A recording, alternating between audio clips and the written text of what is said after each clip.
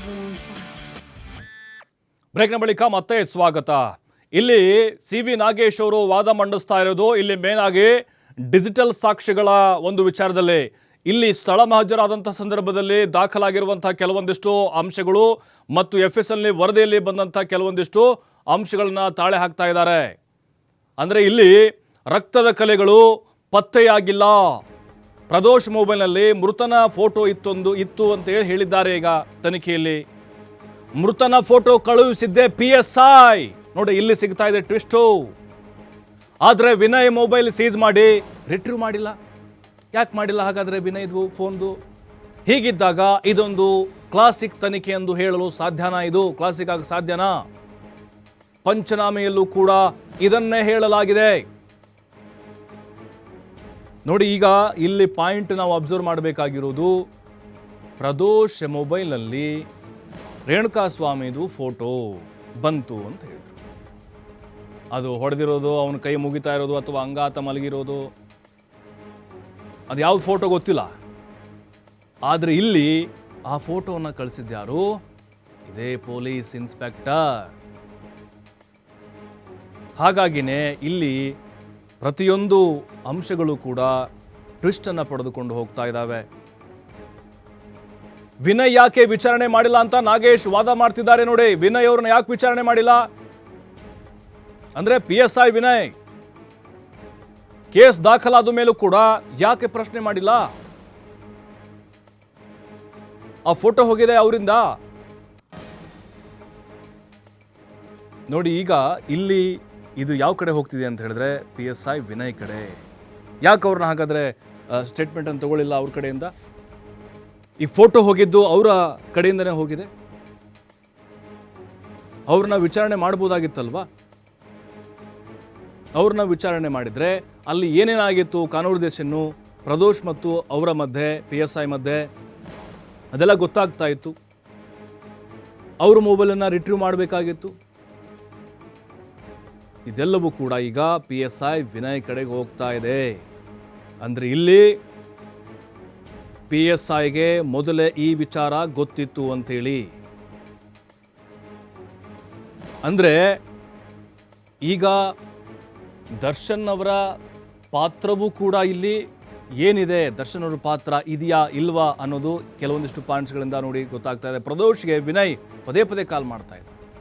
ಆದರೆ ಹಿಲ್ ಸ್ಟೇಷನಲ್ಲಿ ಇದ್ದೆ ಎಂದು PSI ಹೇಳಿಕೆ ಇದೆ. ಕೇಸ್ ದಾಖಲಾದ ಮೇಲೂ ಕೂಡ PSI ಅವರ ವಿಚಾರಣೆ ಯಾಕೆ ಮಾಡಲಿಲ್ಲ?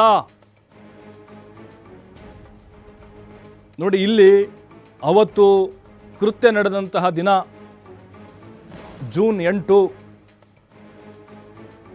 ಪ್ರದೋಷ್ ಪದೇ ಪದೇ PSIಗೆ ಅಥವಾ PSI ಕಡೆಯಿಂದ ಪದೇ ಪದೇ ಫೋನ್ ಮಾಡಿದ್ದು ಗೊತ್ತಾಗಿದೆ. ವಿನಯ ಫೋನ್ ಮಾಡಿದ್ದು. ಆದರೆ ಹಿಲ್ ಸ್ಟೇಷನ್ನಲ್ಲಿ ಇದ್ದೆ ಎಂದು PSI ಹೇಳಿಕೆ ಇದೆ ಅವತ್ತು. ಯಾಕೆ ಹಾಗಾದರೆ ಅವ್ರನ್ನ ವಿಚಾರಣೆಗೆ ಒಳಪಡಿಸಲಿಲ್ಲ? ಅವ್ರನ್ನ ವಿಚಾರಣೆ ಮಾಡಿದರೆ ಇಲ್ಲಿ ಸತ್ಯ ಗೊತ್ತಾಗುತ್ತೆ. ಅವತ್ತು ಏನಾಯಿತು ಅಂಥೇಳಿ ಪ್ರದೋಷ್ ಮತ್ತು PSI ವಿನಯ್ ಮಧ್ಯೆ. ನೋಡಿ, ಪ್ರದೋಷು ವಿನಯ್ಗೆ ಪದೇ ಪದೇ ಫೋನ್ ಮಾಡ್ತಿದ್ದೆ ಅಂತ ಹೇಳಿದ್ದಾರೆ. ಹಿಲ್ ಸ್ಟೇಷನಲ್ಲಿದ್ದೆ ಅಂಥೇಳಿ PSI ಅವರ ಹೇಳಿಕೆ ಇದೆ. ಅದರಲ್ಲಿ ಎಲ್ಲಿ ಚಾರ್ಜ್ ಶೀಟ್ನಲ್ಲಿ ಪದೇ ಪದೇ ಫೋನ್ ಮಾಡ್ತಾ ಇದ್ರೆ ಅವ್ರು ಹಿಲ್ ಸ್ಟೇಷನ್ ಇದ್ರೆ ಹೇಗೆ ಅಷ್ಟು ಬಾರಿ ಮಾತಾಡೋಕ್ಕಾಗುತ್ತೆ ಅಂಥೇಳಿ CV ನಾಗೇಶ್ ಅವರ ಪ್ರಶ್ನೆ. ಹಿಲ್ ಸ್ಟೇಷನಲ್ಲಿ ಇದ್ದಾರೆ ಅಂತ ಹೇಳಿದ್ರೆ ಅವರು, ವಿನಯ್ ಇಲ್ಲಿ ಪ್ರದೋಷ್ ಪದೇ ಪದೇ ಫೋನ್ ಮಾಡ್ತಾನೆ PSIಗೆ, ಅಷ್ಟು ಬಾರಿ ಫೋನನ್ನು ರಿಸೀವ್ ಮಾಡೋಕ್ಕೆ ಸಾಧ್ಯ ಆಗುತ್ತಾ ಅನ್ನೋದು CV ನಾಗೇಶ್ ಅವರ ವಾದದ ಅರ್ಥ. ಅವರನ್ನು ಕೂಡ ಇಲ್ಲಿ ವಿಚಾರಣೆಗೆ ಒಳಪಡಿಸಬೇಕಾಗಿತ್ತು. ಇದೆಲ್ಲ ಕೇಸ್ ದಾಖಲಾದ ಮೇಲೂ ಕೂಡ ಅವರನ್ನು ವಿಚಾರಣೆಗೆ ಯಾಕೆ ಮಾಡಲಿಲ್ಲ? ನೋಡಿ, ಇವೆಲ್ಲ ಅಂಶಗಳು ಏನಾಗುತ್ತೆ, ಇಲ್ಲಿ ದರ್ಶನ್ ಅವರ ಪಾತ್ರ ಇಲ್ಲಿ ಮೇನ್ ಅದೇ ಗೊತ್ತಾಗಬೇಕಾಗಿರೋದು. ಪಾತ್ರ ಇದೆಯಾ ಇಲ್ವಾ ಕೊಲೆಯಲ್ಲಿ? ಇದು ಕೇವಲ ಈ ಪ್ರದೋಷ್ ಮತ್ತು ವಿನಯ್ ಮಧ್ಯೆ ನಡೆದಿರುವಂತಹ ಕಾನ್ವರ್ಸೇಷನ್ನ, ಅಂದರೆ ಇದು ಈ ಕೊಲೆಯ ಕೇಸನ್ನು ಮುಚ್ಚಿ ಹಾಕಲಿಕ್ಕೆ, ಕೊಲೆ ಆದ ಮೇಲೆ ಇಲ್ಲಿ ದರ್ಶನ್ ಅವರ ಪಾತ್ರ ನೇರವಾಗಿದೆಯಾ ಅಥವಾ ಇಂಡೈರೆಕ್ಟ್ ಆಗಿದೆಯಾ, ಪ್ರತಿಯೊಂದಕ್ಕೂ ಕೂಡ ಇಲ್ಲಿ ಸಾಕ್ಷ್ಯಗಳು ಬೇಕಾಗುತ್ತೆ. ಈಗ ಇಲ್ಲಿ ಬಂದಿರೋದು ಪ್ರಶ್ನೆ, ಪ್ರದೋಷ್ ಮತ್ತು PSI ವಿನಯ್ ನಡುವೆ ನಡೆದಿರುವಂತಹ ಕಾಲ್ ಆಗಿರ್ಬೋದು, ಜೊತೆಗೆ ಕೆಲವೊಂದಿಷ್ಟು ಸಂದೇಶಗಳಾಗಿರ್ಬೋದು.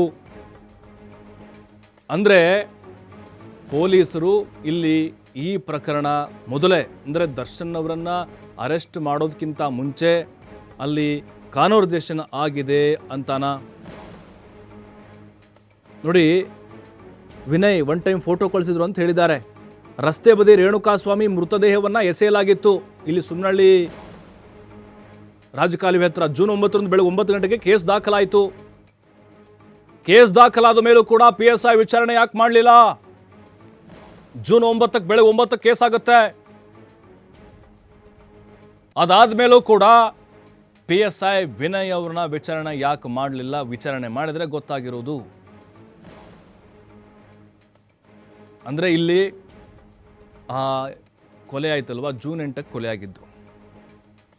ಅವರು ಅವತ್ತು ಹೋಗಿ ರಾತ್ರಿ ಅವತ್ತೇ ಸುಮ್ನಹಳ್ಳಿ ರಾಜಕಾಲುವೆಗೆ ಎಸ್ದು ಬಂದಿದ್ದು. ಬೆಳಗ್ಗೆ ಮಾರನೇ ದಿನ 9ಕ್ಕೆ ಇದು ಪ್ರಕರಣ ಬೆಳಕಿಗೆ ಬಂತು. ಅಲ್ಲಿ ಕೇಸ್ ದಾಖಲಾಗಿತ್ತು, ಯಾವುದೋ ಒಂದು ಅಪರಿಚಿತ ಶವ ಅಂಥೇಳಿ. ಅದಾದಮೇಲೆ ಎಲ್ಲ 3 ಜನ ಸರೆಂಡರ್ ಆಗಿ ಅದಾದಮೇಲೆ ಬಾಯಿ ಬಿಟ್ಟಾಗ ಗೊತ್ತಾಗಿದ್ದು. ಇಷ್ಟೆಲ್ಲ ಆದರೂ ಕೂಡ ಇಲ್ಲಿ ಪ್ರದೋಷ್ ಮತ್ತು PSI ವಿನಯ್ ನಡುವೆ ನೋಡಿ, ಅಪಾರ್ಟ್ಮೆಂಟ್ ವಾಚ್ಮೆನ್ ದೂರಿನ ಅನ್ವಯ ಕೇಸ್ ದಾಖಲಾಯಿತು. ಅವನೇ ಮೊದಲು ಶವ ನೋಡಿದ್ದ, ನಾಯಿಗಳು ಎಳ್ಕೊಂಬಂದಿದ್ವು ಮೇಲೆ. ದೂರು ಬಂದ ತಕ್ಷಣ ಸ್ಥಳ ಮಹಜರು ಮಾಡಬೇಕಾಗಿತ್ತಲ್ವಾ? ಆದರೆ ಜೂನ್ 11ಕ್ಕೆ ಸ್ಥಳ ಮಹಜರು ಮಾಡಿದ್ದಾರೆ. ಯಾಕೆ ನೀವು ಗ್ಯಾಪ್ ಕೊಟ್ರಿ ಅಲ್ಲಿ 2 ದಿನ? ಸ್ಥಳ ಮಹಜರು ಮಾಡಲು 2 ದಿನ ವಿಳಂಬ ಯಾಕೆ? ಹಾಗಾದ್ರೆ ಯಾಕೆ ಡಿಲೇ ಮಾಡಿದ್ರೆ ಯಾಕೆ? ಅಂದ್ರೆ ಕೇಸ್ ಮುಚ್ಚಾಕುವಂತ ಪ್ರಯತ್ನಗಳು ನಡೆದಿತ್ತ ಅಲ್ಲಿ? ಅಂದ್ರೆ ಇಲ್ಲಿ ಪೊಲೀಸರು ಏನಿದ್ದಾರೆ, PSI ವಿನಯ್ ಅವರು ಪ್ರದೋಷ್ ಜೊತೆ ಮಾತುಕತೆ ಮಾಡಿದ್ರು. ಪ್ರದೋಷು ಮೊದಲೇ ಹೇಳಿದ್ದ, ಹಿಂಗೆ ಹಣಕಾಸಿನ ವಿಚಾರಕ್ಕೆ ಕೊಲೆ ಆಗಿಬಿಟ್ಟಿದೆ, ದರ್ಶನ್ ಅಭಿಮಾನಿಗಳು ಕೊಂದಿದ್ದು, ಅಲ್ಲೇನಾದರೂ ಸೆಟಲ್ಮೆಂಟ್ ಏನಾದರೂ ನಡೀತಾ ಇತ್ತಾ? ರೇಣುಕಾಸ್ವಾಮಿ ಮೃತದೇಹ ಸಿಕ್ಕ ತಕ್ಷಣ ಹಿರಿಯ ಅಧಿಕಾರಿಗಳು ಗಮನಕ್ಕೆ ತರಬೇಕಿತ್ತು. ಆದರೆ ಪೊಲೀಸರು ತಕ್ಷಣದ ಪ್ರಕ್ರಿಯೆ ಪಾಲನೆ ಮಾಡಿಲ್ಲ, ಹಿರಿಯ ಅಧಿಕಾರಿಗಳ ಗಮನಕ್ಕೆ ತಂದಿಲ್ಲ. ನೋಡಿ, ಅಲ್ಲಿ ರೇಣುಕಾಸ್ವಾಮಿ ಮೃತದೇಹ ಸಿಕ್ತು, ಹಿರಿಯ ಅಧಿಕಾರಿಗಳ ಗಮನಕ್ಕೆ ತರಬೇಕಾಗಿತ್ತು, ಇಮಿಡಿಯೇಟ್ಲಿ ತರಬೇಕಾಗಿತ್ತು. ಆದರೆ ಪೊಲೀಸರು ಆ ಟೈಮ್ನಲ್ಲಿ ಅವರ ಗಮನಕ್ಕೆ ತರಲಿಲ್ಲ. ಯಾಕೆ ತರಲಿಲ್ಲ? ಅಲ್ಲಿ ಏನಾಯಿತು, 2 ದಿನ ಡಿಲೇ ಆಯ್ತಲ್ವಾ? ಸ್ಥಳ ಮಹಜರು ಮಾಡಬೇಕಿತ್ತಲ್ವಾ? 8ನೇ ತಾರೀಕು ಆಗಿದ್ದು, 9ನೇ ತಾರೀಕು ಬೆಳಗ್ಗೆ ಗೊತ್ತಾಗಿದ್ದು. ಅವಾಗ ಯಾಕೆ ಮಾಡಲಿಲ್ಲ ಅಂತೇಳಿ ಪ್ರಶ್ನೆ ಮಾಡ್ತಿದ್ದಾರೆ ಈಗ CB ನಾಗೇಶ್ ಅವರು. ಆ 2 ದಿನ ಗ್ಯಾಪಲ್ಲಿ ಏನೇನಾಯಿತು? ಪ್ರಕರಣದ ತನಿಖೆಯ ಪ್ರತಿ ಹಂತ ಪ್ರತಿ ನಿಮಿಷದಲ್ಲೂ ಸಂದೇಹ ಸೃಷ್ಟಿಯಾಗ್ತಾ ಇದೆ, ಅನುಮಾನಗಳು ಜಾಸ್ತಿ ಆಗ್ತಾ ಇದೆ. ಅದರಲ್ಲೂ ಶವದ ಮರಣೋತ್ತರ ಪರೀಕ್ಷೆಯನ್ನು ಕೂಡ ಶವದ ಮರಣೋತ್ತರ ಪರೀಕ್ಷೆ ಮಾಡಿಲ್ಲ. ಅವರು ಹೇಳೋದು ಶವದ ಐಡೆಂಟಿಟಿ ಆಗಿಲ್ಲ ಅಂಥೇಳಿ. ಆದರೆ ಇದು ತನಿಖೆ ವೇಳೆ ಮುಖ್ಯವಾಗುವುದಿಲ್ಲ.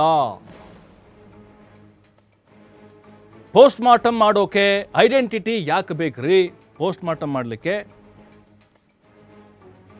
ನೋಡಿ, ಇಲ್ಲಿ ಮರಣೋತ್ತರ ಪರೀಕ್ಷೆ ಅಂತ ಪೋಸ್ಟ್ ಮಾರ್ಟಮ್ ಮಾಡ್ತಾರಲ್ವ, ಆ ಸಂದರ್ಭದಲ್ಲೂ ಕೂಡ ಕೆಲವೊಂದಿಷ್ಟು ಪ್ರಶ್ನೆಗಳನ್ನು ಅಲ್ಲಿ ಏನೇನಾಯಿತು, ಏನೇನಾಗಿರ್ಬೋದು ಅಂತೇಳಿ CB ನಾಗೇಶ್ವರ್ ಹೇಳ್ತಾ ಇದ್ದಾರೆ.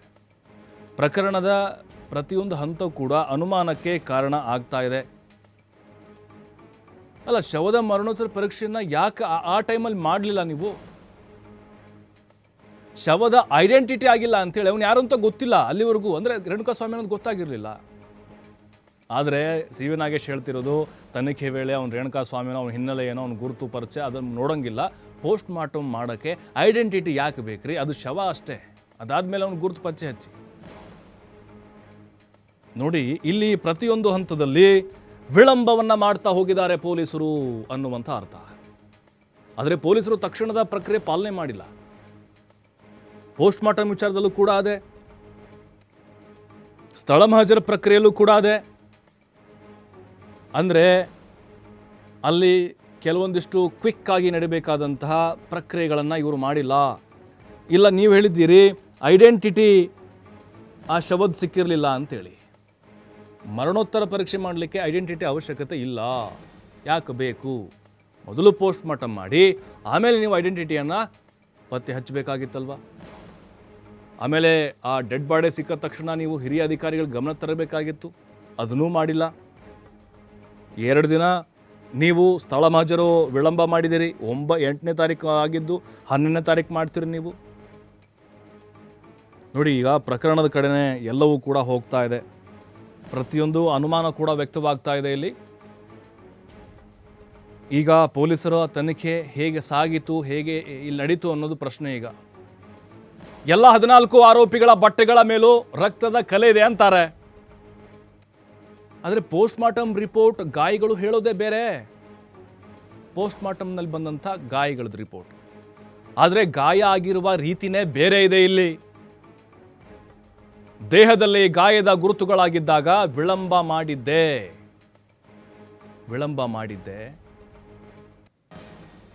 ಅಂದರೆ 14 ಆರೋಪಿಗಳ ಬಟ್ಟೆಗಳ ಮೇಲೂ ಕೂಡ ರಕ್ತದ ಕಲ್ಲಿದೆ ಅಂತ ಇವರು ಹೇಳಿದ್ದಾರೆ ತನಿಖೆಯಲ್ಲಿ.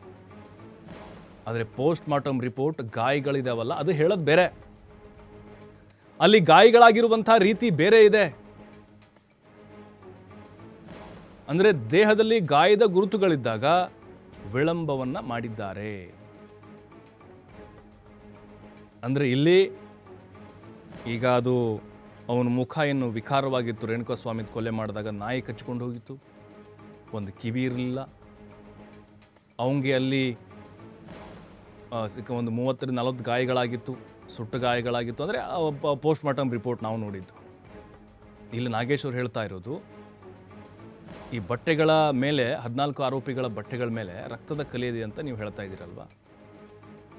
ಅಲ್ಲಿ ಪೋಸ್ಟ್ ಮಾರ್ಟಮ್ ರಿಪೋರ್ಟ್ ಬೇರೆನೇ ಹೇಳ್ತಾ ಇದೆ ಅಲ್ವಾ. ಇದಕ್ಕೇನು ಹೇಳ್ತೀರಿ? ಇದು ನೀವು ಬೇಕು ಅಂತಲೇ ಸೃಷ್ಟಿ ಮಾಡ್ದಂಗೆ ಕಾಣಿಸ್ತಾ ಇದೆ. ಗಾಯಗಳಾಗಿರುವಂಥ ರೀತಿ ಬೇರೆ ಇದೆ. ಅಂದರೆ ಗುರುತುಗಳಿದ್ದಾಗ ವಿಳಂಬವನ್ನು ಮಾಡಲಾಗಿದೆ ಅಂಥೇಳಿ CV ನಾಗೇಶ್ ಅವರು ಈಗ ವಾದವನ್ನು ಮಾಡ್ತಾ ಇದ್ದಾರೆ. ಆ ಚಾರ್ಜ್ ಶೀಟ್ನಲ್ಲೂ ಕೂಡ ಹೇಳಲಾಗಿದೆ ರಕ್ತದ ಕಲೆಗಳು ಪತ್ತೆಯಾಗಿದ್ದಾವೆ ಅಂತೇಳಿ. ಆದರೆ ಇಲ್ಲಿ ಗಾಯಗಳು ಹಂಗೆ ಹೇಳ್ತಿಲ್ಲ. ಅಂದರೆ ಪೋಸ್ಟ್ ಮಾರ್ಟಮ್ ರಿಪೋರ್ಟ್ನಲ್ಲಿ ಬಂದಿರುವಂತಹ ಗಾಯದ ಗುರುತುಗಳು. ನೀವ್ಯಾಕೆ ಅಲ್ಲಿ ವಿಳಂಬ ಮಾಡಿದ್ರಿ? ಪ್ರತಿಯೊಂದು ಪಾಯಿಂಟ್ ಟು ಪಾಯಿಂಟ್ ಹೇಳ್ತಾ ಇದ್ದಾರೆ ಈಗ ಅವರು. ಏನೇನು ಆಯಿತು 8ನೇ ತಾರೀಕಿಂದ ಅಂಥೇಳಿ. ಅಂದರೆ ಮೇನ್ ಇಲ್ಲಿ ಸಾಕ್ಷ್ಯಗಳನ್ನು ತೆಗೆದುಕೊಂಡಿದ್ದಾರೆ.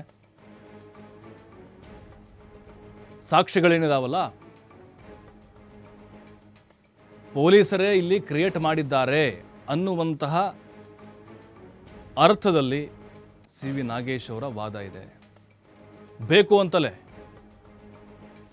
ರಕ್ತದ ಕುರುಹುಗಳ ಬಗ್ಗೆ ಹೇಳಿಲ್ಲ. ಪಂಚನಾಮೆಯಲ್ಲೂ ಕೂಡ ಇದನ್ನು ಹೇಳಲಾಗಿದೆ.